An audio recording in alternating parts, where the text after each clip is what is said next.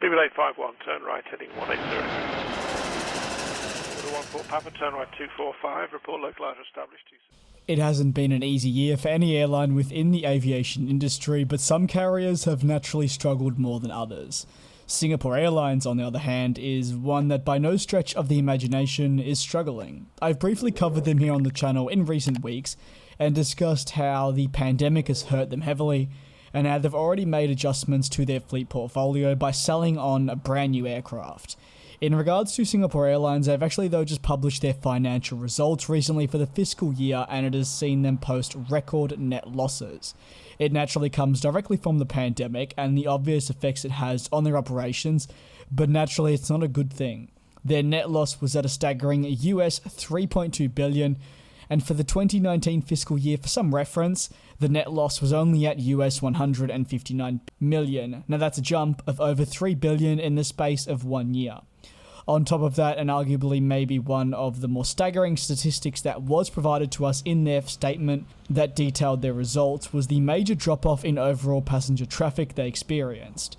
It's not a lie that Singapore has seen a number of their routes impacted by the pandemic, and especially as they focus on international operations. With this being said, they saw a 97% drop-off in passengers travelled amid all the heightened restrictions from the governments around the world that have been keeping their borders shut. Overall, group revenue also plummeted, but one of the concerning things for Singapore Airlines is their recovery. Like I briefly touched on earlier in this video, for some airlines it is easier than others, but recovering from such a poor state isn't always a given. Sometimes the damage of something like a pandemic, and say the 97% drop-off in passengers carried, doesn't return overnight, and that is sometimes what airlines need.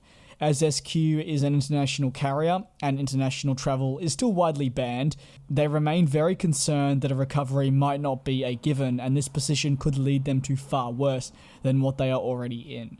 To me, this is quite sad. I don't think we want any carrier going down, and certainly these comments do not necessarily mean that the carrier will cease to exist in a year or two, but it certainly gives us that alarming wake-up call that for Singapore Airlines, the recovery is not 100% guaranteed, and especially when they need international travel to resume more now than ever. And when I say international travel to resume, I don't mean in a sense of 1 or 2 routes. Singapore Airlines need it to widely resume on all fronts so they can get their aircraft back flying, and of course seeing passengers purchase the tickets to fly on board their aircraft.